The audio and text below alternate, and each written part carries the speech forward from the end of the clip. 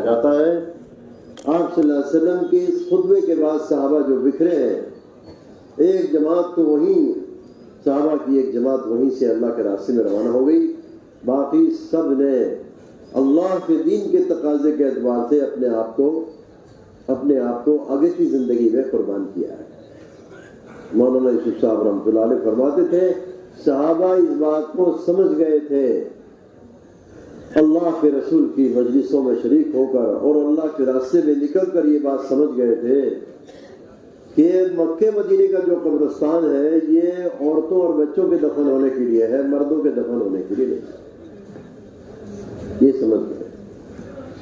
اسی لیے حجۃ الوداع کے بعد 2 لاکھ ایمان والوں میں سے 15,000 صحابہ کی قبریں مکہ مدینے میں مقدر ہوتی ہے، 15,000 صحابہ کی قبریں مکہ مدینے میں ملتی ہیں، باقی سب کی قبریں کہاں بنی؟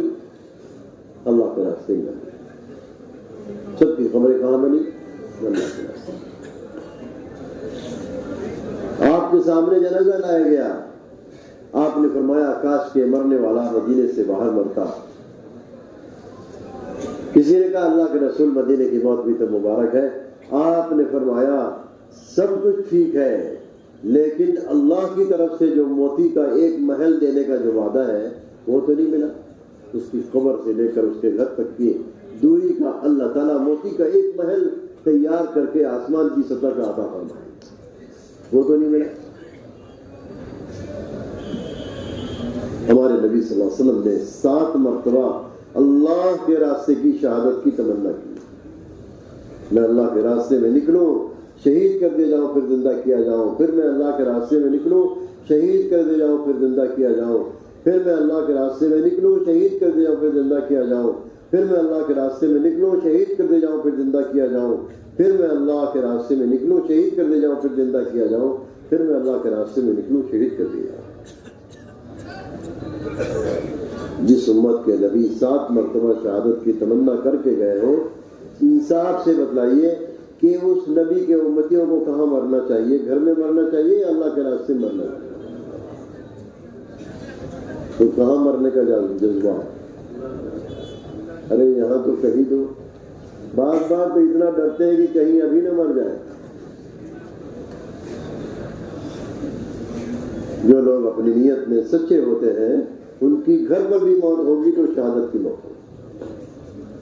اللہ کا معاملہ عجیب ہے، اللہ تعالیٰ کا معاملہ عجیب ہے، جو اپنے بندوں پر بڑا مہربان ہے۔ اس امت کو یہ کام دیا گیا ہے، ذمہ داری دی گئی ہے اس امت کو، اور محنت پر آئیں گے تو ذمہ داری اٹھانا آسان ہو جائے گا۔ محنت پر آئیں گے تو ذمہ داری اٹھانا۔ صاحب فرماتے تھے امت کی کھوئی ہوئی صلاحیت لوٹ جائے گی اس محنت کے راستے سے۔ امت کی کھوئی ہوئی صلاحیت قیامت کے دن اس امت کے ایک ایک آدمی کے پیچھے مجمع ہوگا، لوگ کہیں گے کون سے نبی ہیں؟ کہا جائے گا یہ نبی نہیں ہے، آخر الزمان نبی کی امتی ہے۔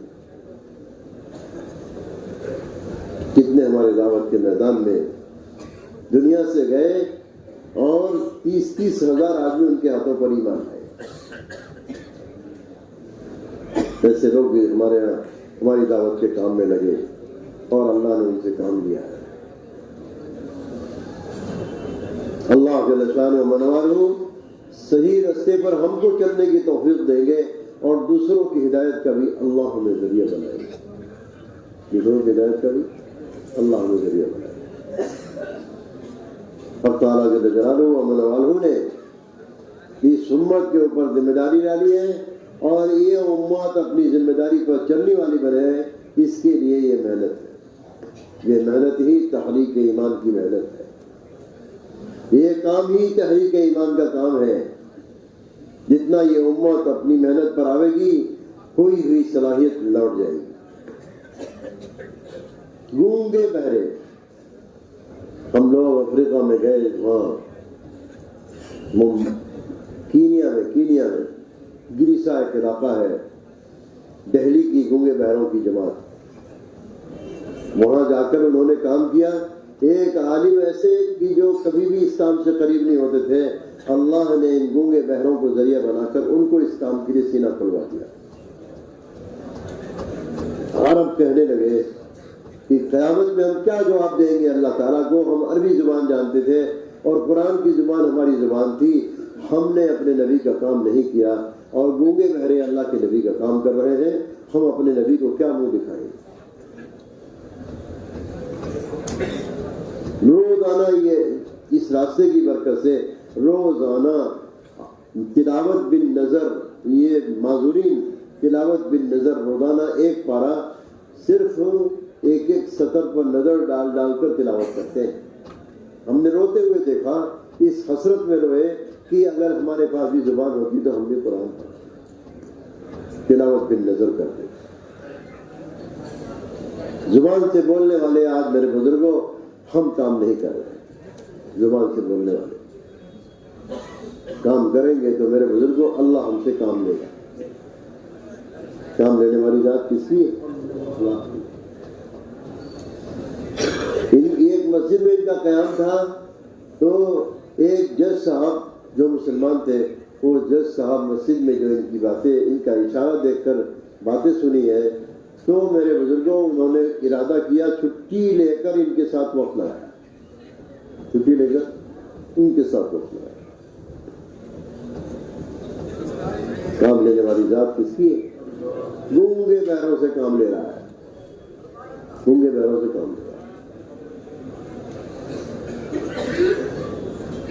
یہ نقل و حرکت کوئی نئی تحریک نہیں ہے، یہ تو وہی کام ہے جس کو اللہ کے رسول صلی اللہ علیہ وسلم نے کیا ہے اور آپ کے سارے صحابہ نے جس کام کو انجام دیا ہے۔ حضرت ابو بکر صدیق مردوں میں وہ پہلے آدمی ہیں جنہوں نے محمد صلی اللہ علیہ وسلم کے ہاتھ میں ہاتھ دیا اور کلمہ پڑھا، اور اللہ رب العزت نے ان سے حضور کی وفات کے بعد وہ کام لیا ہے کہ حضرت ابو ہریرہ رضی اللہ عنہ ایک مرتبہ قسم پہ قسم کھاتے جا رہے ہیں، قسم ہے اللہ کی، قسم ہے اللہ کی، قسم ہے اللہ کی۔ لوگوں نے کہا کہ کتنی قسم کھائیں گے آپ؟ پھر کہا قسم ہے اللہ کی، اگر ابو بکر صدیق حضور کی وفات کے بعد حضور کی ساری باتوں کو آپ کی منشا کے مطابق اگر مدینے کو خالی نہ کرتے تو نہ مسلمان بچتے نہ اسلام بچتے۔ کام لینے والی ذات اللہ۔ صدیق اکبر رضی اللہ عنہ نے اسلام سے پہلے حضور کے نبی بنائے جانے سے پہلے ملک کے شام میں تجارت کے قافلے میں گئے، وہاں ایک خواب دیکھا، اس